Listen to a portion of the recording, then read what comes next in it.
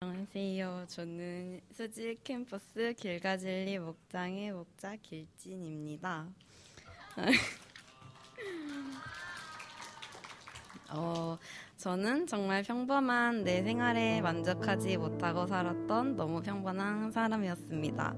내 앞길만 그리고 내 삶에만 집중할 뿐 다른 사람이나 그들의 영혼에 대해서는 아무런 관심이 없었던 사람이었습니다. 그러던 중 대학지구의 정착을 통해 주님은 저에게 풍성한 삶을 선물로 주셨고, 교회에서 제자훈련 엑스의 인턴 목자로 훈련시키셨고, 얼마 전에는 배가라는 큰 선물을 허락해 주셨습니다. 목자로선 저에게 하나님의 마음을 경험시켜 주신 이야기를 짧게 이야기하고자 합니다. 학교에는 친한 친구 한 명이 있는데 그 친구는 전과를 했어요. 그래서 그 두려움 때문인지 늘 부정적이고 표정이 항상 되게 어두운 친구였어요. 자존감도 되게 낮았고. 그래서 그 친구 표정 보면서 약간 쟤는 왜 맨날 저렇게 사나 이런 생각을 하고 그 친구 영혼에 대해서는 별로 돌아보지 못했던 것 같아요. 근데 그 친구에게 저는 그냥 맨날 교회 언니 뭐 했어요? 하면은 교회 있었지. 주말에 뭐 했어요? 교회 있었지. 이런 그냥 교회 동기 언니 정도였어요. 2018학년도 새학기가 시작되었고 그 친구와 저는 평소와 같이 수업을 듣고 얘기를 하다가 언니 주말에 뭐 했어요? 그래서 저는 또 교회 갔지? 라고 대답을 했어요. 그랬더니 갑자기 그 친구가 맞다 저 언니 저 하나님 믿기로 했어요 이러는 거예요. 그래서 저는 어쨌든 복음의 소식이 너무 기뻐서 되게 잘 됐다 너 어떻게 믿게 됐는지 뭐 되게 여러 가지 질문을 했습니다. 근데 그 친구는 동네 친구의 전도로 하나님 믿기로 결심했다고 하고 진짜 다행이다 그런 제 마음 가운데 그런 마음이 있었죠. 근데 그러다가 제가 그 친구에게 질문 한 가지를 했는데 그쪽에서 되게 말문이 막혔어요. 너 교회는 어디 나가니? 라고 물어봤는데 그 친구를 전도하는 사람이 교회는 꼭 나가지 않아도 된다고 얘기를 했다는 것입니다. 불안함과 설마하는 마음이 번뜩 들었고 혹시 너가 공부하는 자료를 좀 볼 수 있을까? 라고 요청을 했습니다. 그 친구는 어떤 되게 믿을만한 상담 관련된 내용, 진로 이런 상담을 하면서 성경 공부를 같이 한다고 얘기를 했는데 자료를 흔쾌히 보여줬어요. 캡처해서 보내줬는데 쓱 봤을 때는 그냥 단순히 성경 지식이 쌓여 있었어요. 구약은 몇 권이고 뭐 이런 내용. 근데 알아본 결과 새 언약 새 약속이라는 내용의 별표가 막 쳐져 있는 거예요. 그리고 거기에서 비유풀이 배우지 않았니? 라고 물었을 때 잘 기억은 안 나는데 하나님은 해라고 배웠다고 대답했습니다. 저는 그런 내용의 성경 공부는 신천지라는 이단이 가르치는 거라고 설명을 해줬습니다. 그리고 그 친구에게 성경 공부를 더 이상 나가지 말라고 부탁을 했습니다. 하지만 그 친구는 좋은 사람들인데 신천지일 리가 없다면서 일단 알겠다고 대답을 했습니다.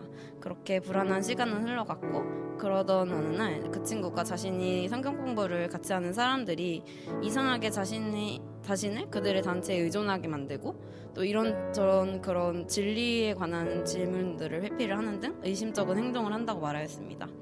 그래서 봐봐 그거 진짜 아니라니까. 그래서 인터넷 조사를 그 친구가 해보더니 이제 거길 나가면 안 될 것 같다고 얘기를 하더라고요.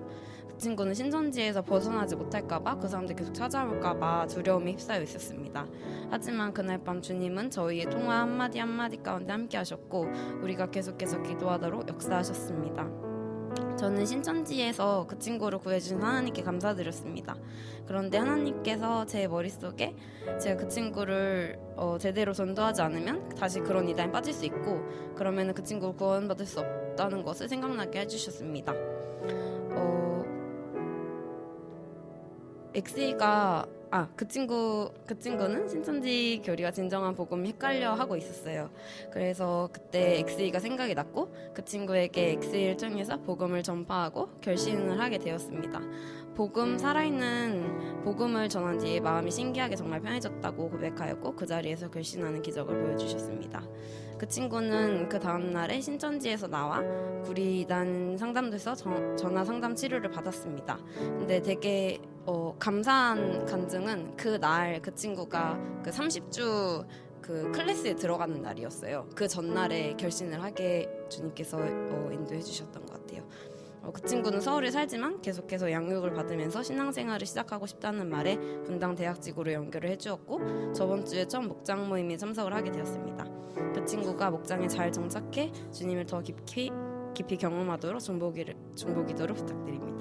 목자로 서기 전 한 영혼의 구원이나 그 영혼을 바라보는 하나님의 마음에는 1도 관심이 없었던 저였습니다. 그런데 이런 어리고 부족한 저를 목자로 불러주시고 영혼을 사랑하는 하나님의 마음을 경험하게 해주신 하나님께 정말 깊이 감사드렸습니다. 목자라는 자리가 바로 그런 자리인 것 같습니다. 한 영혼을 사랑하시는 하나님의 마음을 내게 맡겨주신 영혼들을 사랑하고 섬기는 자리인 것 같습니다. 그런데 제가 그랬던 것처럼 우리에게는 다른 사람을 사랑하는 마음이 없는 것 같습니다.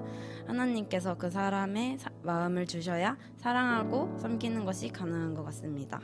그래서 목자의 자리가 축복의 자리인 것 같습니다. 하나님의 마음을 느끼는 것도 축복이지만 그 마음을 전할 수 있는 하나님의 사랑과 은혜를 먼저 경험하는 자리라고 생각해요. 부족한 저를 목자로 세워주시고 하나님의 사랑과 은혜를 먼저 경험하게 해주신 하나님께 모든 영광을 돌려드립니다. 감사합니다.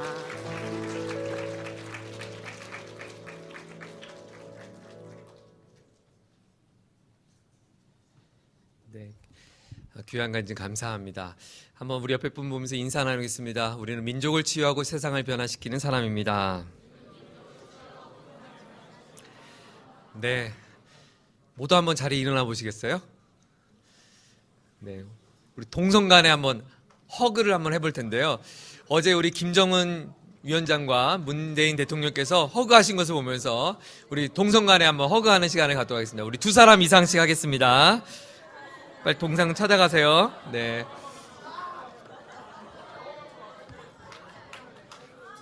네, 감사합니다. 자리에 앉아주시고요.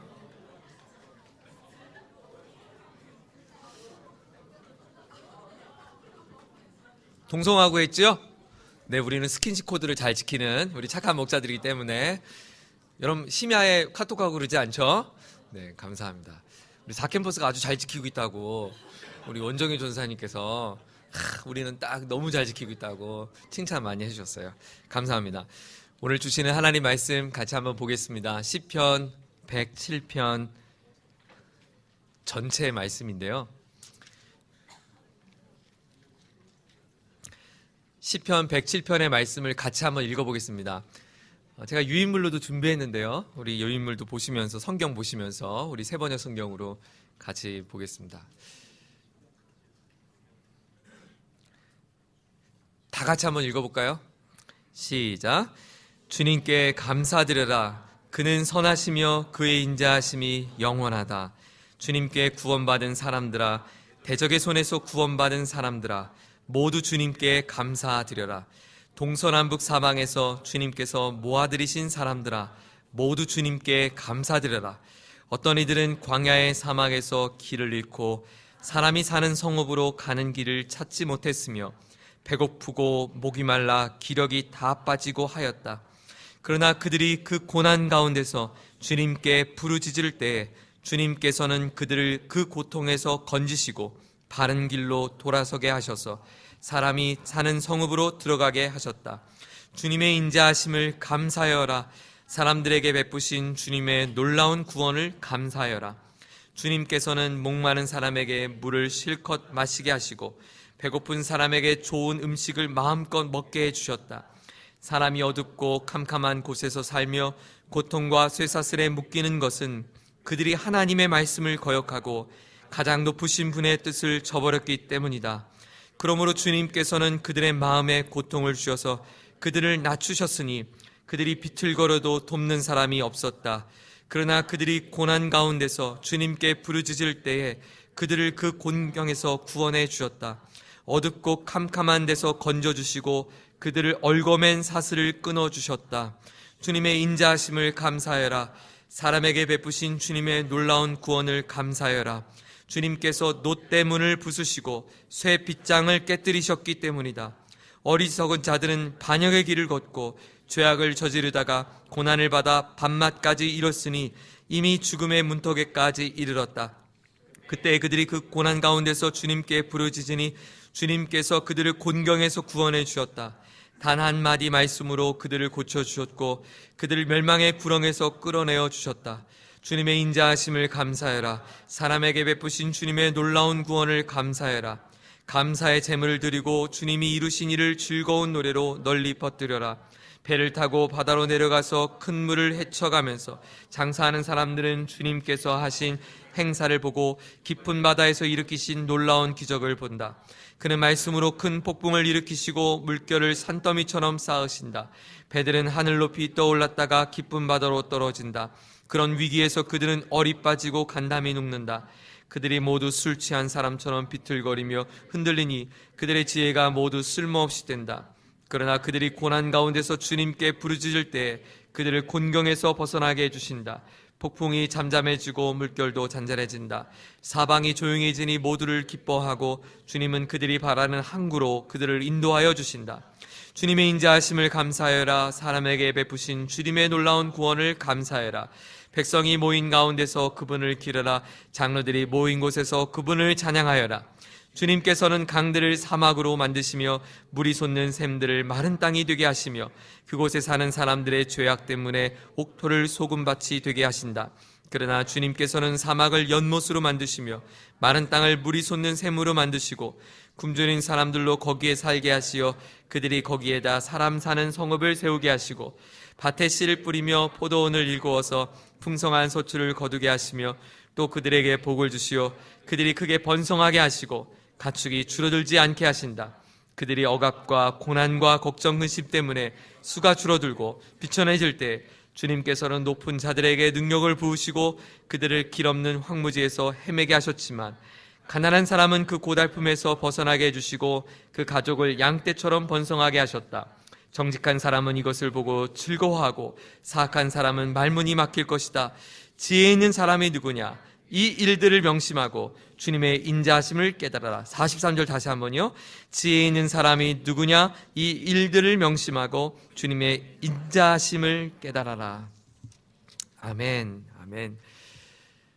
이제 며칠 뒤면 다음 주면 어린이날이잖아요. 아이들이 지금이 아니죠. 벌써 몇 주 전부터 어린이날 선물에 목이 빠져라 기다리고 있었어요. 우리 혜성이가 제일 갖고 싶었던 선물은 스카이 콩콩이에요. 여러분 어렸을 때 그거 갖고 놀은 거 생각나요? 네, 그래서 요즘 애들도 타더라고요. 스카이 콩콩. 그리고 혜빈이는 인형의 집 받고 싶다 그래갖고 인터넷으로 검색해갖고 이제 결제를 했어요. 아이들이요 기다리는 거죠. 그분을 기다리는 거예요. 그분이 우리 집에 왕림하시고 임재하시기를 기다리는 거예요. 언제 올까 마음 졸이며 마치 주님 기다리듯 마지막 날 주님 기다리듯 아이들이 사모하는 거예요. 띵동 띵동. 애들이 직감했어요. 우리 집에 띵동 누를 사람은 그분밖에 없거든요. 외치는 거예요. 택배 아저씨다. 달려갔어요. 그리고 포장을 뜯고 스카이 콩콩을 갖고 아이들이 얼마나 신나하는지요. 여러분들 선물 좋아하시죠? 어떤 선물 받고 싶으세요? 빨리 말해.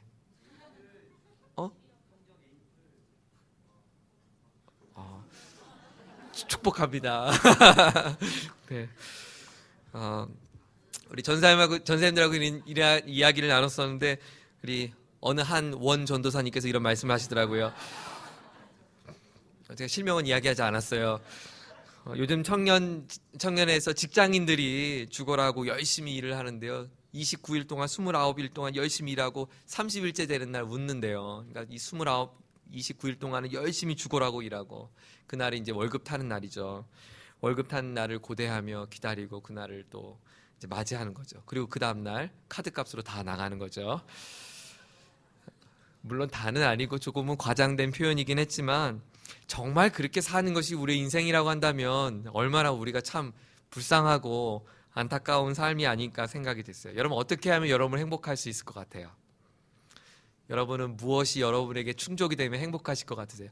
물론 우리 병연은 전혀 사심이 없기 때문에 오로지 공부하는 일에만, 그래서 성적만 A+만 받으면 저는 행복합니다라고 이야기할 수 있겠지만 우리 각자의 나름대로 행복의 조건이 있어요. 저도 받고 싶은 선물이 있어요. 그래서 저도 제 아내에게 어버이날 선물 사달라고 지금 쪼르고 있어요.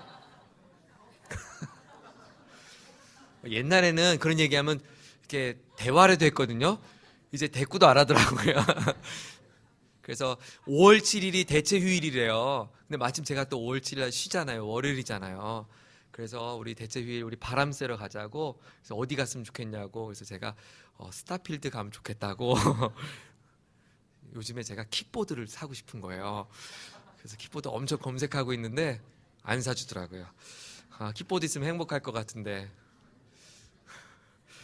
지난 월요일에 비가 많이 내렸죠. 비가 엄청 내렸어요. 그리고 굉장히 날씨가 꿀꿀하고 추웠어요.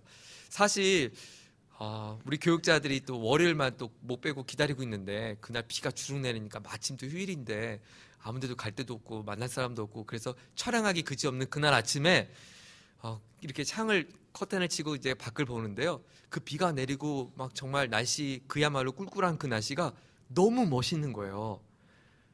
제가 이제 늙었다는 징조죠. 너무 갑자기 그게 멋있다는 생각이 들었어요. 너무 멋있고 그냥 춥고 으산한 날인데 그냥 좋았어요. 이유는 없었어요. 그냥 좋았어요. 아침이 좋았어요. 그리고 그 기분 좋은 시간에 전화 한 통을 받았어요. 뜬금없는 후배 전도사님이, 새까만 전도사예요. 저를 바라볼 수도 없는 전도사님인데 저에게 전화를 했더라고요. 한참 후배인데, 목사님, 그래서 어쩐 일이야? 목사님 지금 목사님 집 앞에 왔어요. 그래서 이게 또 왜 왔어? 라는 마음도 들었지만 어디야? 그랬더니 바로 집 앞이래요. 그래서 집으로 초대했어요. 혼자 온 게 아니고 100일 된 아기를 데리고 왔어요. 정신 나가네요. 지금 서울에서 100일의 아기를 카시트에 싣고 지금 저를 보여주려고 온 거예요. 그 친구가 제가 섬겼던 교회 청년 자매를 꼬셔갖고 결혼을 했거든요. 그래갖고 낳은 자녀를, 딸을, 예쁜 딸을 저한테 보여주고 싶은 거예요. 목사님, 제 새끼입니다. 데리고 왔어요. 너무 오랜만에 아기를 안으니까 떨리더라고요. 그리고 아기만이 나는 냄새 있죠. 그 냄새 알죠? 네, 옆 사람 나는 거 말고 그런 냄새가 있어요.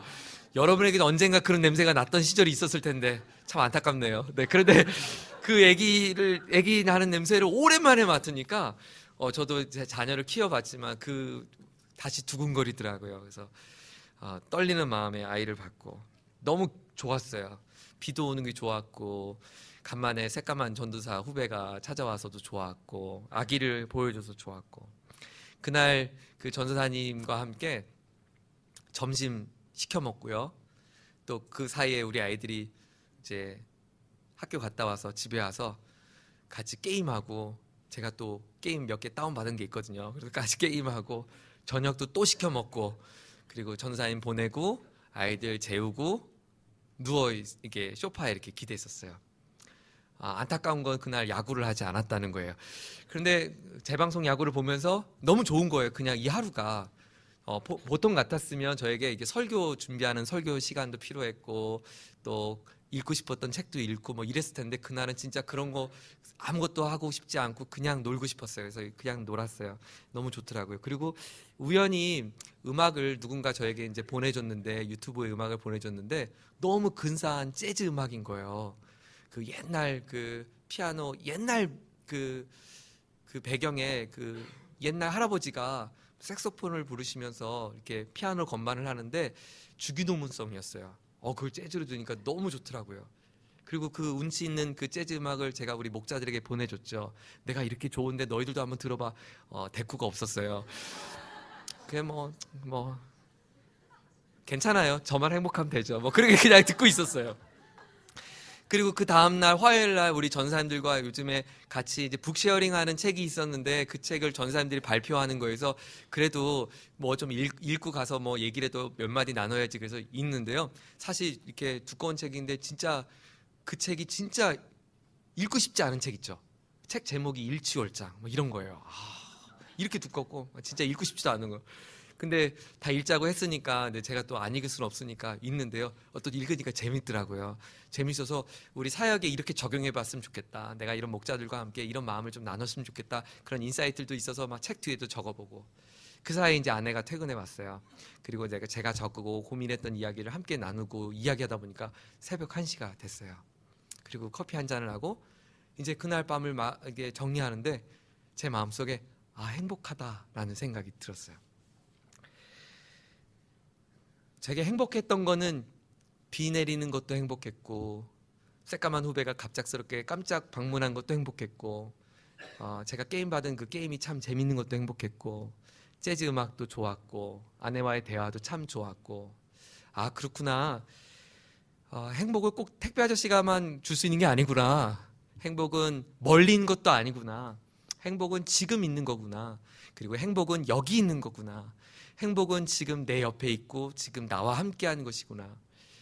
흔히들 오늘을 우리가 이 행복을 하지 못한 이유는 뭐냐면, 제가 왜 그럴까 생각해 보니까 우리가 너무 내일을 보며 살았어요. 내일. 그 행복이 내일 가져다 줄 것처럼 기대했거든요. 그래서 우리 청년들이 지금 너무나 이 운치 있는 이 음악을 올려줬음에도 불구하고 행복할 수 없는 이유가 뭘까? 제가 고민해 봤더니 이들의 마음속에는 내일에 대한, 내일 모레에 대한, 자신의 미래에 대한 막연한 생각 때문이었어요. 여러분, 내일을 염려하지 마세요. 여러분, 하나님은 오늘 여러분에게 소중한 것을 주셨어요. 아멘. 아멘. 우리 목자들이 오늘을 잘 살았으면 좋겠어요. 그런데 오늘이 모두가 행복할 수는 없잖아요. 저처럼 이게 40 넘으니까 비 오는 날이 좋지, 여러분 때부터 벌써 비 오는 날이 좋고 그러면 안 돼요. 여러분들은 맑은 날이 좋아야 돼요. 너무 이렇게 비 오는 날 좋아하고 막 재즈 듣는, 그건 40대부터 하면 돼. 근데 여러분의 때에 행복이 있어야 되는데, 중요한 건 비가 온다는 거예요. 중요한 건 거센 바람이 분다는 거예요. 그래서 그 거센 바람과 비 오는 것이 나로 하여금 오늘 행복하지 못하게 한다는 거예요. 여러분, 그럴 때는 내일에 찾아올 막연한 행복을 바라보는 게 아니라 내일에 있을 희망을 기다리는 거예요. 오늘이 만족스럽지 못할 땐 내일의 희망을 보는 거고요. 내일의 희망을 보면서 오늘의 행복을 찾아가는 것이죠. 여러분, 내일엔 행복이 없습니다. 행복은 어디 있다고요? 오늘 있어요. 내일엔 뭐가 있다고요? 희망이 있어요. 내일은 우리에게 주어진 것은 희망이지 행복이 아닙니다. 행복은 오늘 있습니다. 여기 있습니다. 옆에 분은 하나님께서 당신에게 행복을 주려고 오늘 그 자리에 앉혀주신 귀한 분이세요. 네, 한번 바라보시겠어요? 2초만 보세요. 2초. 아, 네. 나 뜨겁습니다. 그래서 제가 지난 월요일 날 이렇게 하루를 보내면서요, 이 좋은 재즈 음악을 이렇게 보내줬는데도 이 감흥이 없는 이 아이들에게 이 어찌하면 좋을까, 안타까운 마음 속에 이 황무지 같은 이 마음들에 진짜 행복했으면 좋겠다. 지금 제 머리 여기 히크티크 흰머리가 나기 시작하는 이 40대 아저씨도 이 운치 있는 하루를 보내며 행복을 누리고 있는데, 이 파란만장한 젊은이들이 행복을 누리지 못하면 얼마나 안타까운가. 저에게 한 주간 동안 마음에 고뇌였던 것은 행복이었어요. 그리고 여러분한테 진짜 행복했으면 좋겠다. 여러분, 어떻게 하면 여러분 행복할 수 있어요? 제가 이뤄드릴게요. 오늘 자율학습? 오늘 일찍 갈까요? 좋아요. 오늘 일찍 가세요. 네, 나름 잘하시고 일찍 가세요. 어떻게 하면 행복할 수 있을까 이제 고민을 했는데 그래도 엑스인 하고 가야지. 그런데 어떻게 하면 행복할 수 있을까 이제 고민을 하다가 그 주에 묵상 말씀이 시편 107편 말씀이었어요. 노래하자는 거예요. 노래. 여호와께 노래하자. 그날도 노래하자. 그 다음 날도 노래하자. 그 다음 날 큐티도 노래하자. 근데 정작 이 큐티를 하는 우리 아이들은 노래를 하고 있을까 생각이 들었어요. 여러분, 어떻게 한 주간 동안 노래 좀 하셨어요? 네, 시험 기간 동안 무슨 노래예요. 진짜 피골이 상접이 돼서 지금 엄청 힘든 한 주간을 보냈을 텐데 우리 아이들에게 어떻게 하면 노래를 심겨줄 수 있을까? 제 마음속에 퀘스천. 그래, 좋다. 그럼 시인은 왜 노래하고 있니? 넌 지금 우리에게 왜 노래하자고 말하니? 그 관점으로 먼저 성경을 한번 보았어요. 시인이 우리에게 감사할 수 있는, 노래할 수 있는 이유가 무엇이라고 말씀하고 이제 한번 찾아볼까요? 1절부터 3절까지인데요. 제가 묵상하다 보니까 세 가지 우리가 노래할 수 있는 중요한 근거가 되는 이유가 있었습니다. 1절부터 3절 다시 한번 읽어보죠. 시작. 주님께 감사드려라. 그는 선하시며 그의 인자하심이. 첫 번째 이유가 있었어요. 왜 감사할 수 있대요? 우리의 믿음의 대상이신 하나님 때문에 우리는 감사할 수 있대요. 우리의 믿음의 고백의 대상이신 하나님이 누구신지를 기억할 때 우리는 노래할 수 있대요. 하나님 어떤 분이시라고 말씀하세요? 그분은 선하시다. 그분의 인자하심은 영원하시다. 인자함이 뭘까요? 인자함. 주의 인자는 끝이 없고. 인자함이 뭘까요? 인자하다. 우리가 이제 한글로 인자하다라고 생각하면 굉장히 평안한 얼굴. 인자하다 하면 떠오르는 얼굴 누가 있을까요? 그래 평효야. 고마워. 인자함. 네. 누가 있을까? 근데 여기서의 인자함은 우리가 생각하는 이렇게 푸근한 어떤 할아버지 같은 그런 표정의 그런 그분을 연상되는데요. 여기서의 인자함은 구약으로 말하면 아주 유명한 단어 헤세드라고 하는 단어인데요. 사랑에 가까워요. 사랑. 사랑으로 한번 다시 바꿔봐서 읽어볼까요? 주님께 감사하라. 시작. 주님께 감사드려라. 그는 선하시며 그의 사랑이 영원하기 때문이다. 두 번째 이유를 이렇게 설명해요. 2절입니다. 2절 시작. 주님께 구원받는 사람들아, 대적의 손에서 구원받는 사람들아, 모두 주님께 감사드리라. 여러분 성경에도 강조되어서 느껴지시나요? 주님께 왜 감사해야 된대요? 무엇 때문에? 우리의 구원받음으로 인해 감사해라. 맞아요. 아까 우리 진이가 귀한 간증을 해주었어요. 내게 구원받은 그 사랑을, 다른 영혼의 구원받음을 전에는 1도 생각하지 않았는데 어느 순간 하나님께서 제게 구원받은 것을 감격을 주셨고 그 누군가에게 구원 베풀어 주기를 기도하는 마음으로 찾아가며 전도했던 그 이야기를, 우리에게 소중한 이야기를 나눠줬어요. 네, 우리를 절망에서 구원해 주셨어요. 우리를 슬픔에서 구원해 줬어요. 여러분, 하나님이 우리를 구원하시는 구원은 우리의 영혼의 구원만 있지 않아요. 놀라지 마세요. 하나님은 우리의 육체의 구원도 이루실 줄 믿으세요. 아멘. 육체의 구원이란 이런 거예요. 하나님은 여러분의 이별로부터도 구원시켜 줄 거예요. 하나님은 우리의 실패로부터 구원시켜 줄 거예요. 우리는 우리의 질병으로부터 우리를 구원시켜 줄 거예요.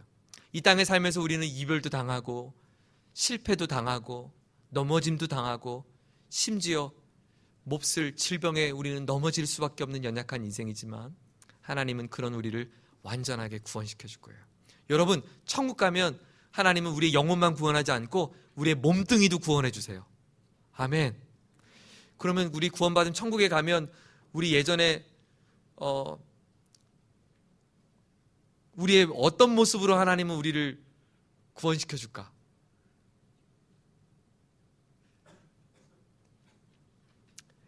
아마도 하나님은 저의 가장 멋진 그 순간 때, 그게 몇 살인지 모르겠어, 가장 멋있는 그 순간에 하나님 저를 변화시켜 줄 거예요. 근데 하나님은 제가 천국 가면 저도 진광현 전사님처럼 키가 커질까요? 저도 진광현 전사님처럼 이렇게 멋진 얼굴을 새길까요? 놀랍게도 아니에요.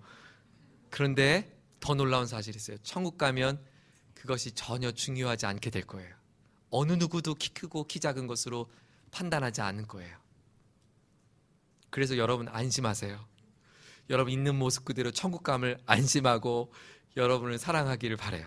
하나님은 그렇게 우리를 구원했기에 우리는 노래할 수 있어요. 세 번째로 3절은 이렇게 소개합니다. 3절 시작.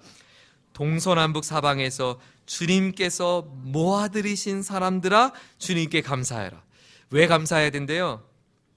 주님께서 우리를 뭐 했대요? 모아들였대요. 우리의 선택받음을 인하여 감사해야 합니다.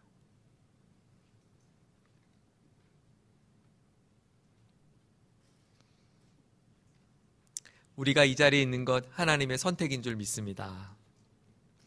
결혼이 왜 귀한 줄 아세요? 결혼이 귀한 건 선택받는 사건이기 때문에 그래요. 결혼이 계약이 되면 그 결혼은 불행해요. 그래서요, 집안과 집안이 결혼하고 듀오에 가입해서 A등급과 A등급이 결혼하고 그건 계약이죠. 그 결혼은 불행해요. 듀오 가입하지 마세요. 그 돈으로 저를 밥이나 사세요. 여러분, 결혼은, 사랑은 선택받을 때 행복한 거예요. 선택하고 선택받을 때. 그래서 결혼이 가치 있죠. 이 수많은 자매 중에 당신을 선택한 거예요. 너무 감격스럽지 않아요? 이 수많은 남자들 중에 당신 한 사람을 사랑하겠다고 결정한 거예요. 그래서 그 선택이 아름다운 거죠. 바람 피는 게 왜 몹쓸 짓이에요? 그 선택받음을 무시했기 때문에 그래요. 버렸기 때문에 그러죠. 여러분, 우리가 하나님 앞에 노래할 수 있는 이유는, 고백할 수 있는 이유는 우리를 선택해 주신 하나님의 사랑 때문입니다. 가만히 생각해 보니까 우리가 이 자리에 있는 것도 선택받은 거더라고요. 여러분이 목자가 된 것도 선택받았다고 생각하세요? 우리 대학 지구 기준이 높잖아요. 그 웬만큼 생겨서는 안 되고, 잘생겨야 되고, 인품도 좋아야 되고, 성품도 좋아야 되고, 믿음도 좋아야 되고, 그 모든 것, 그 기준에 우리가 다 다르지 못하지만 그럼에도 불구하고 우리가 선택받은 거 너무나 귀한 것 같아요. 근데 시인이 이렇게 노래하자고 하는 이유가 이해가 됐어요. 여러분 이해는 되시죠? 그리고 여러분도 납득은 되시죠? 납득이 되고요. 저도 공감이 됐어요. 이해도 되고 납득이 되고 공감도 되고 알겠어요. 알겠는데 문제가 생겼어요. 근데 저는 지금 제 인생에는 비바람이 몰아치고 있어요. 하나님이 선한 것도 알겠고, 나를 구원해 준 것도 알겠고, 나를 선택해 준 것도 알겠는데, 근데 하나님, 전 지금 어려워요. 지금 아파요. 지금 너무 버거워요. 지금 너무 두려워요. 지금 저는 실패했잖아요. 지금 저는 상처를 받았잖아요. 그런데 이 지금도 노래하라고요? 아니, 제가 선택받은 것은 알겠고, 구원받은 것도 알겠고, 하나님의 자녀 된 것도 알겠는데, 지금 제가 살아가는 이 삶의 자리가 너무 힘들잖아요. 그래서 우리 노래 못하는 거잖아요. 사실은 우리 목자들이 노래를 잃어버린 건 몰라서가 아니잖아요. 다 알잖아요. 여러분, 하나님 모르세요? 제자훈련에 다시 등록하길 바라요. 여러분, 복음이 모르세요? 그래서 우리는 엑스를 들어야죠. 그런데 여러분, 우리가 정말 우리가 모르기 때문에 우리가 기쁨을 잃어버렸던 건가요?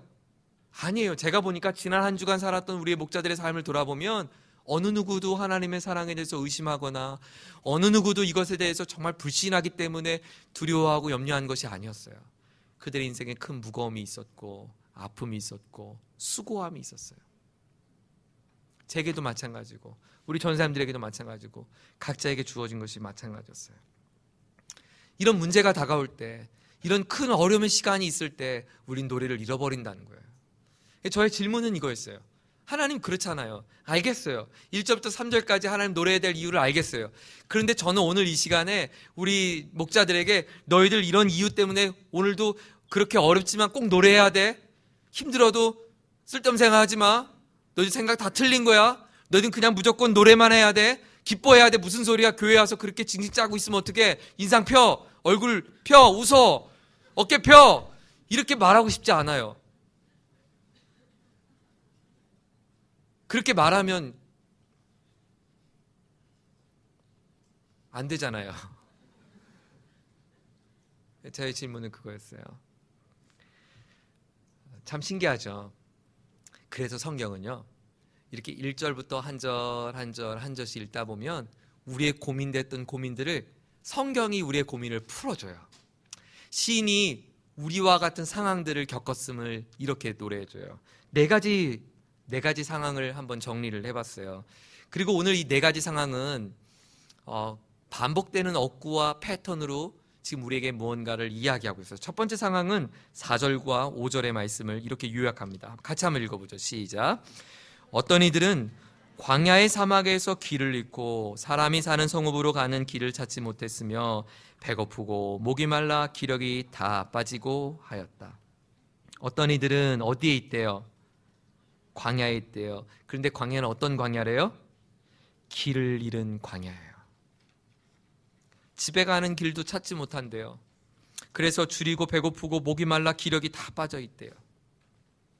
길을 잃은 광야. 길을 잃은 광야. 근데요, 4절과 5절의 말씀을 묵상하다 보니까 이 이야기가 낯설지가 않는 거예요. 왜냐하면 이 이야기는 누구의 이야기예요? 우리들의 이야기예요. 정말 우리 가운데는 길을 잃은 사람들이 너무나 많아요. 그 길은 진로가 될 수도 있고 인생의 방향이 될 수도 있고.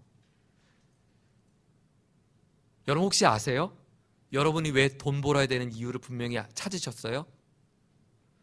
여러분은 어디로 여러분의 인생이 걸어가야 될지 그 길을 찾으셨어요? 여러분은 누구를 만나야 될지 여러분 그 길을 알았어요? 알았으면 우리가 이러고 있지 않지. 여러분 우리가 왜 내가 어떤 전공으로 정말 공부하고 싶었나? 내가 정말 이 전공에 공부하고 싶었나? 우리 정직하게 얘기하면 우리 성적대로 왔잖아요.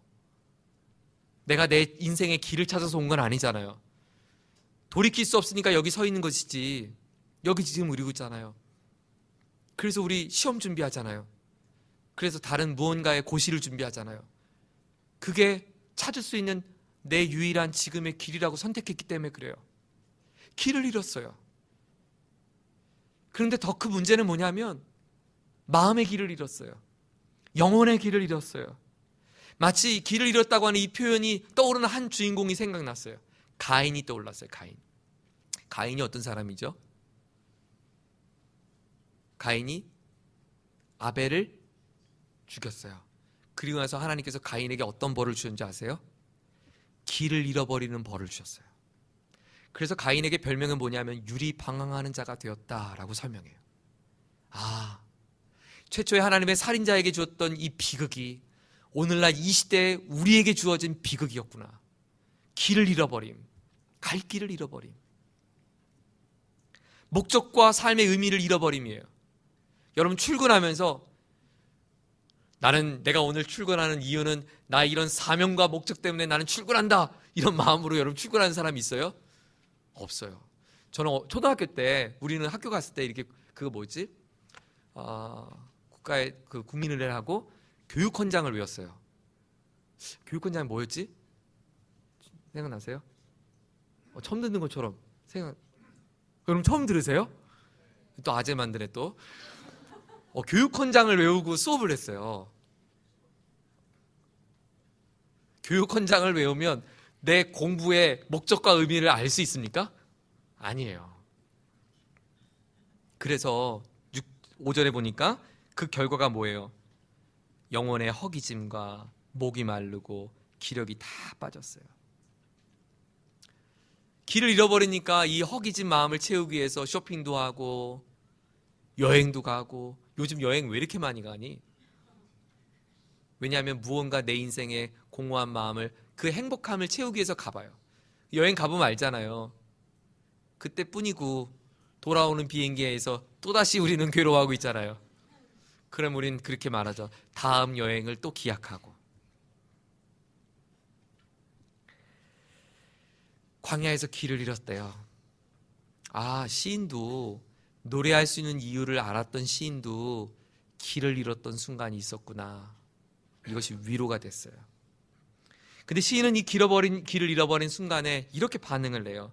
6절과 7절을 같이 한번 읽어보죠. 시작. 그러나 그들이 그 고난 가운데서 주님께 부르짖을 때 주님께서는 그들을 그 고통에서 건지시고 바른 길로 들어서게 하셔서 사람이 사는 성읍으로 들어가게 하셨다. 그들이 길을 잃었을 때 무엇을 했대요? 부르짖었다라고 말해요. 하나님을 찾았다. 두 번째 상황도 한번 볼게요. 두 번째 상황은 10절과 11절입니다. 같이 한번 읽어보죠. 10절 시작. 사람이 어둡고 캄캄한 곳에서 살며 고통과 쇠사슬에 묶이는 것은 그들이 하나님의 말씀을 거역하고 가장 높으신 분의 뜻을 저버렸기 때문이다. 두 번째 상황은 그들이 지금 어디에 있대요? 어둡고 어떤 곳에 있대요? 캄캄한 곳이래요. 캄캄한 곳인데 그 캄캄한 곳은 어떤 곳이래요? 고통과 쇠사슬에 묶여 있대요. 다시 말하면 꼼짝할 수 없는 캄캄한 곳에 갇혀 있을 때, 움직일 수 없는 캄캄한 곳에 있을 때라고 말합니다. 그것이 고통과 쇠사슬로 묶여 있다라고 표현합니다. 근데 시인이 이렇게 어둡고 무섭고 캄캄한 곳에 갇히게 된 이유가 뭐냐면 하나님의 말씀을 거역했기 때문이라고 말합니다. 이것은 단순한 넘어짐이 아니에요. 실패한 거예요. 내가 하나님 앞에서 실패한 거예요. 내가 더 생각하지 못하고 결정했기 때문에 넘어진 결과였어요. 나의 부족함 때문에 일어났던 내 연약함이었어요. 여러분, 사실 타인에 의해서 고통받는 순간도 고통스럽지만 더 고통스러운 거는 내가 실수하고 내가 하나님 앞에 잘 살지 못해서 이렇게 엎질러진 물을 경험하게 될 때 더 자괴감이 들어요. 더 고통스러워요. 제가 교도소에서 만나는 우리 형제들을 만나보면 그들이 복음을 들었지만 그들의 고통은 뭐냐면 나 때문에 괴로워하는 부모님이에요. 나 때문에 괴로워하는 가족이에요. 나 때문에 괴로워하는 어려운 상황들이에요. 나의 부족함 때문에 갇혀있을 때, 나의 연약함 때문에 일 때는 자존감을 잃어버리고 자신감을 잃어버리고 내가 이거밖에 되지 않나. 시험에서 우리가 준비했던 시험에서 떨어지는 것도 슬픈데요. 더 슬픔은 뭐냐면 내가 공부 안 해서 떨어진 거예요. 내 친구들은 다 붙는데 난 떨어졌어. 이게 내가 어려워서 갑자기 막 태풍이 불어서 떨어진 게 아니라 사실은 내가 조금만 더 노력했으면 됐을 텐데 내가 알아. 그거 알잖아. 안 한 거. 목자를 감당할 때도 마찬가지더라고요. 우리 목원이 마음을 열어주지 않는 걸 그 아이의 탓으로만 돌릴 수 없을 때 있잖아요. 내가 조금만 더 신경 쓰고 내가 조금만 더 반기고 사랑해 줬더라면 그 아이들의 마음을 더 열어줬을 텐데 나의 게으름, 나의 노력하지 않음 때문에 아이들이 상해 있을 때 그 아이들을 바라보면서 안타까워하는 우리 목자들의 심령의 마음은 뭐냐면 미안한 거예요. 나의 부족함 때문에. 그래서 뭔가 움직이지도 못해. 그 목원에게 뭐라고 얘기도 못하겠어. 그래서 움직이지도 못하고 마치 쇠사슬에 묶여있는 것처럼 꼼짝 못하고 있는 우리의 상황을 경험하게 됩니다. 그때 시인이 무엇을 했는가? 13절입니다. 13절 시작. 그러나 그들이 고난 가운데서 주님께 뭐 할 때요? 부르짖을 때 그들을 그 곤경에서 구원해 주셨다. 14절 어둡고 캄캄한 데서 건져주시고 그들을 얽어맨 사슬에서 끊어주셨다. 그때도 시인은 하나님 앞에 부르짖었다라고 말합니다. 세 번째 상황도 한번 볼게요. 17절과 18절 말씀입니다. 17절 같이 읽죠. 시작. 어리석은 자들은 반역의 길을 걷고 죄악을 저지르다가 고난을 받아 밤낮까지 이뤘으니 이미 죽음의 문턱에까지 이르렀다. 시인은 자신의 어리석었던 상황이 있었다. 지금 자기의 처한 이 자리가 어떤 자리냐면 하나님을 등지고 떠난 자리에 있다라고 말합니다. 하나님을 등지고 죄악을 저지르다 고난을 받았어요. 하나님을 등지고 그들이 죽음의 문턱 가운데 있었어요. 세 번째 상황은 그냥 내 실수로 인해서 다가오는 환난이 아니에요. 이건 더 심각해요. 하나님을 아예 등져버렸어요. 떠나버렸어요. 그냥 하나님의 손을 놓아버렸어요. 이거는 그냥 내가 어쩌다가 한번 넘어진 정도가 아니고 외면했어요. 하나님 앞에 한번 대들어봤어요. 하나님, 이제 모르겠어요. 제가 살고 싶은 대로 살래요. 제가 하고 싶은 대로 할래요. 저를 가만두세요. 저라고 뭐라고 말하지 마세요. 그리고 등을 돌려버린 것입니다. 마치 아버지 품을 떠나 아버지의 분깃을 달라고 말했던 둘째 아들처럼 아버지 품을 떠나 유리방황하며 살아갔던 그 탕자가 배고픔과 허기짐 속에 있을 때 쥐염 열매를 먹으면서 그가 모든 밥맛까지 잃어버린 상황에 처한 것처럼 죽음의 문턱 가운데 처한 것처럼 그렇게 살아가고 있는 우리의 많은 사람들이 있다는 것입니다. 예전에는 하나님을 그렇게 사랑했어요. 예배도 드렸어요. 그런데 어느 순간 하나님과 점점 멀어지더니 하나님의 손을 놓아버렸어요. 그가 지금 서 있는 곳은 세상의 향락과 즐거움을 주는 곳이고 친구들의 자리고 함께 어울릴 수 있는 자리고 그들 품에서 허우적거리고 있는 많은 사람들이 우리 주변에도 너무나 많이 봤죠. 저도 우리 그런 친구들을 볼 때마다 참 마음이 안타깝고 아파요. 내가 그들을 건져주지 못한 것 같고 죄책감이 들고 내가 그들을 머리끄댕이라도 잡아다가 여기 앉혔어야 됐는데 내가 잃어버린 것은 아닌가 후회가 되고 하나님을 아예 떠나간 것 같고 영영 돌아오지 않으면 어떡할까라고 하는 염려 가운데 있어요. 가끔 그런 친구들이 인스타에서 만나요. 그리고 그의 테이블에는 예쁜 소주잔이 있죠. 친구들과 생일 파티를 했대요. 근데 눈동자에 초점이 없어요.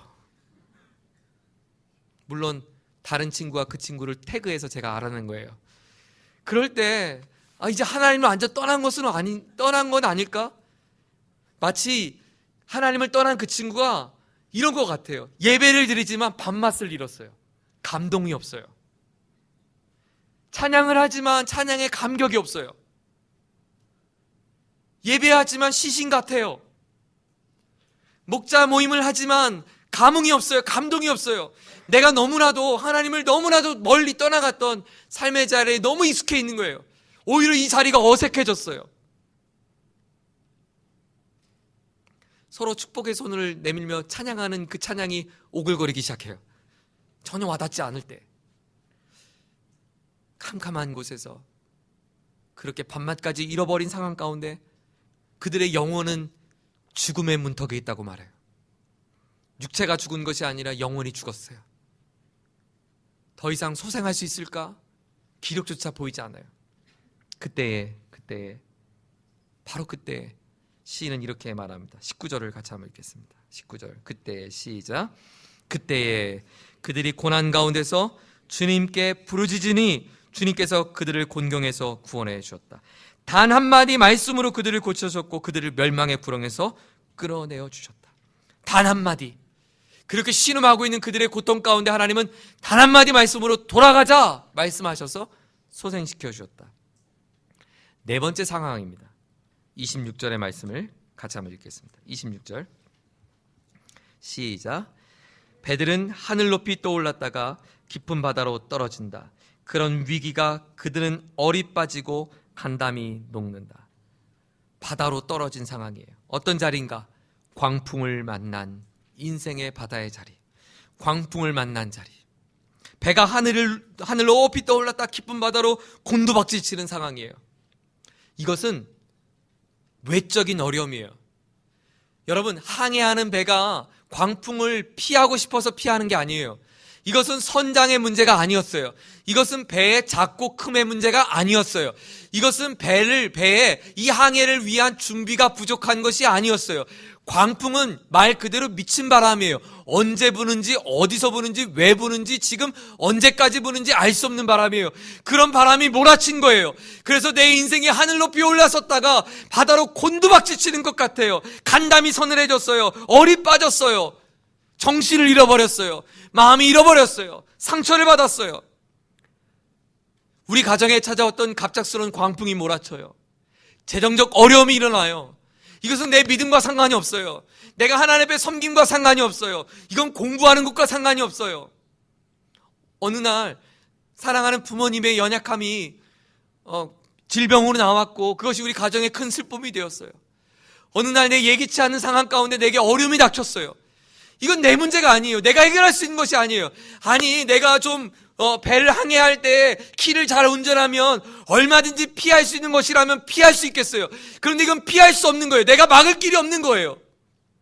이것이 우리의 인생 가운데 얼마나 많이 찾아와요. 이것이 우리의 인생에 얼을 빠지게 하고 간담을 서늘게 하고 노래를 잃어버리게 하는 중요한 이유가 되잖아요. 그러나 시인은 바로 그때 또 28절에 이렇게 말합니다. 그때에 28절 있습니다. 시작. 그러나 그들이 고난 가운데서 주님께 부르짖을 때에 그들을 곤경에서 벗어나게 해주신다. 29절. 폭풍이 잠잠해지고 물결도 잔잔해진다. 하나님 앞에 부르짖을 때 하나님께서 그 풍랑을 잠잠케 하셨고 곤경에서 건져주셨다라고 말합니다. 사랑하는 목자 여러분, 저는 오늘 여러분에게 다시 부를 수 있는 감사의 노래를 이야기하려고 합니다. 그리고 오늘 운치 있는 음악을 들으며 다시 하나님 앞에 노래하는 여러분이 되고 싶다고 제가 여러분에게 이야기를 드렸어요. 우리가 어떻게 노래할 수 있을까? 네, 물론 하나님이 선하세요. 우리를 구원해 줬어요. 우리는 선택받은 거예요. 이건 알겠어요. 그런데 우리가 이런 네 가지의 상황과 같은 처지에 처할 때 우리는 노래를 잃어버리고 우리는 어려움에 처하잖아요. 시인도 그랬다는 거예요. 시인도 네 가지 같은 상황을 겪었다는 거예요. 그럴 때 우리도 이런 상황이 있었다는 거예요. 그런데 뭐라고 그러냐면 그러나 여호와께 노래하자, 여호와께 찬양하자라고 말해요. 왜냐하면 내가 이때 하나님께 부르짖었는데 부르짖었을 때 하나님께서 나를 건져주었기 때문이라고 반복해서 같은 어구로 우리에게 표현을 해요. 고통과 부르짖음이라고 하는 마치 양쪽의 축처럼 고통이 있을 때 부르짖어, 고통이 있을 때 부르짖어, 고통이 있을 때 부르짖어, 고통이 있을 때 부르짖어 라고 외치는 외침과도 같아요. 자, 그렇다면 우린 질문해야죠. 하나님, 좋아요. 그럼 제가 고통 가운데 부르짖는다면, 고통 가운데 부르짖는 것도 어렵지만 고통 가운데 부르짖어 볼게요. 근데 제가 이 고통 가운데 부르짖을 때 뭐가 확신이 있어야 제가 부르짖죠. 무엇에 대한 확신이 있어야 부르짖죠. 그런데요, 시인은 이 부르짖음 가운데 내가 부르짖을 수 있는 이유가 있었다고 말해요. 이렇게 말하는 거예요. 사랑하는 우리 지구촌 수지 대학 지구 목자 여러분, 여러분 지금 이런 감옥에 갇혀 있습니까? 여러분 지금 이런 어려움 가운데 있습니까? 여러분이 하나님을 등지고 지금 세상의 한복판에 있어서 괴로움을 당하고 있습니까? 영혼이 죽은 것 같습니까? 여러분 지금 광풍 가운데 어려움을 겪었습니까? 저는 하나님께 부르짖었어요. 여러분도 하나님께 부르짖으세요. 왜냐하면 8절, 15절, 21절, 31절에 같은 문장을 소개해요. 8절을 한번 읽어보겠습니다. 왜냐하면 8절 시작. 주의 인자하심을 감사해라. 사람들에게 베푸신 주님의 놀라운 구원을 감사해라. 15절 주님의 인자하심을 감사해라. 사람에게 베푸신 주님의 놀라운 구원을 감사해라. 21절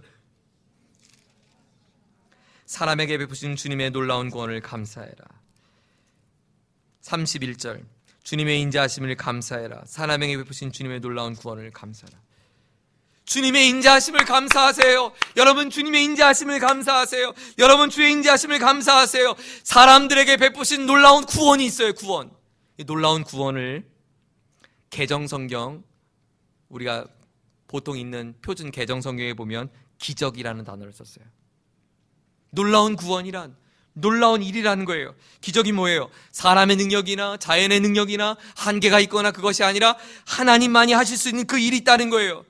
마치 이런 거예요. 이 단어를 언제 사용했냐면 창세기에 아브라함이 자녀를 낳지 못할 때 99세가 된 아브라함에게 하나님 나타나셨어요. 아브라함아, 하늘을 봐봐. 야, 별 멋있지.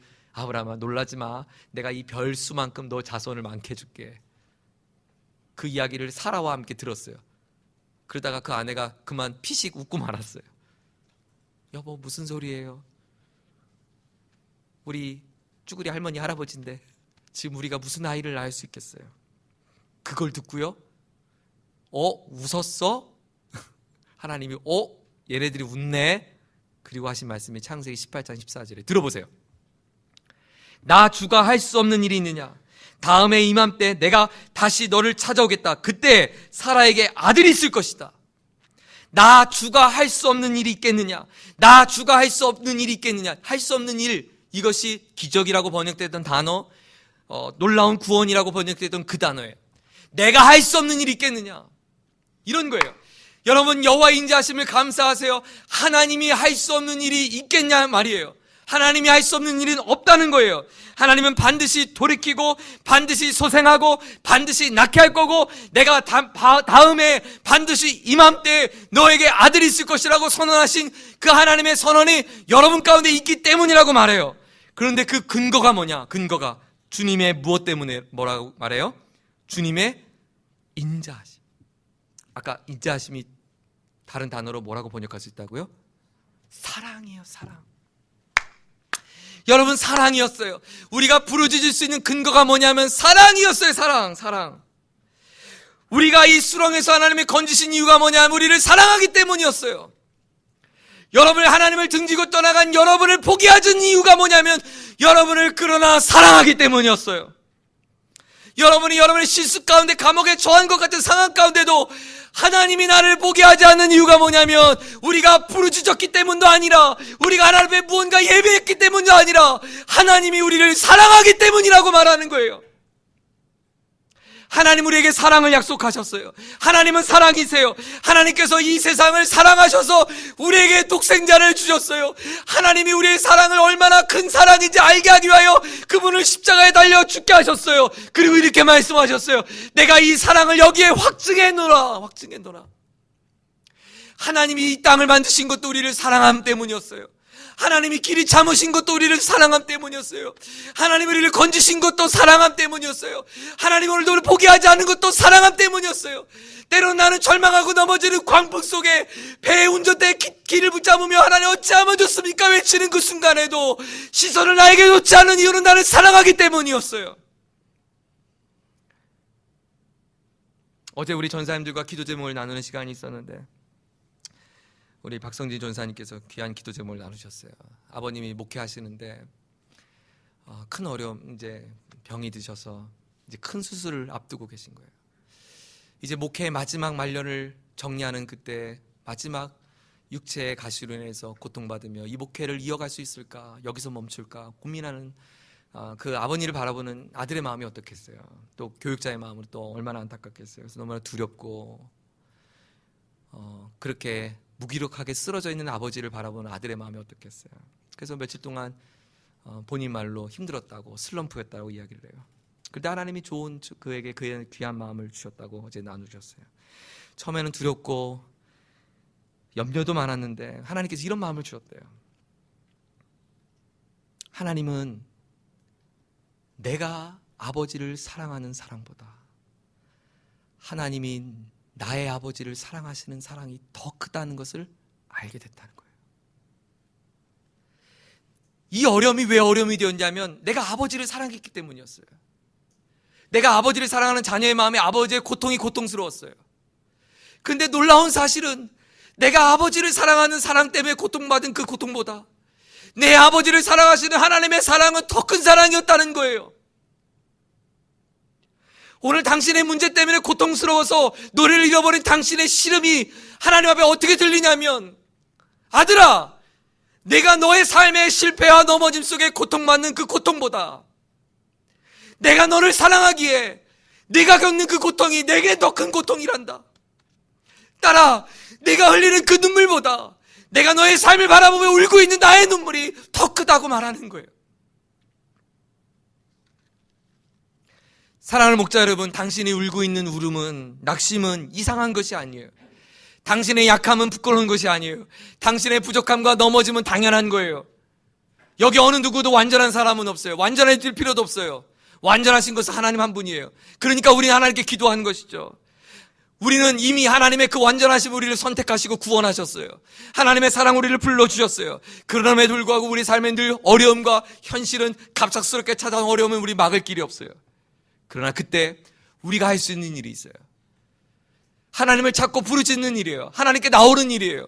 하나님, 나를 불쌍히 여겨주시라고 구하는 일이에요. 사막의 길을 나는 걸을 수 없지만, 이 수렁에서 나는 건질 길이 없지만, 지금 나의 연약함에서 나는 벗어날 길이 없지만, 내 음식에 내 입에도 넣을 만한 기력이 내겐 없지만, 극심한 질병 가운데 있지만, 나의 아버지가 쓰러져 있는 것 앞에 내가 할 수 있는 일은 없지만, 그러나 이때 우리를 나보다 더 사랑하시는 하나님을 신뢰하는 마음으로 하나님 앞에 부르짖으며 나가는 거예요. 그래서 시인은 뭐라고 그러냐면, 여호와의 사랑이 영원하다는 것을 여러분 감사해야 합니다. 하나님의 사랑은 세상에 주는 사랑과 다르지 않음을 기억하십시오. 하나님의 사랑은 당신이 누군가를 사랑하는 사랑과 비교할 수 없습니다. 그리고 마지막 절에 이렇게 말합니다. 43절 함께 있습니다. 시작. 지혜 있는 사람이 누구냐? 이 일들을 명심하고 주의 인자하심을 깨닫는 것이다. 그렇구나. 여러분, 우리가 고난 가운데 이길 수 있는 근거가 무엇인가? 하나님의 사랑 때문이고, 그 사랑에 대한 약속 때문이고, 그 약속이 있기에 오늘 여기 있는 것입니다.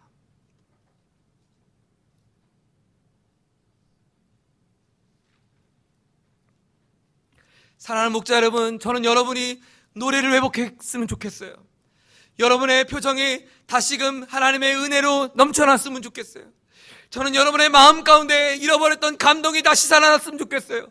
저는 여러분의 이 수렁 가운데 있는 그 자리 가운데 멈추지 말고 하나님 신 이 놀라운 인자와 사랑을 바라보며 다시 일어났으면 좋겠어요.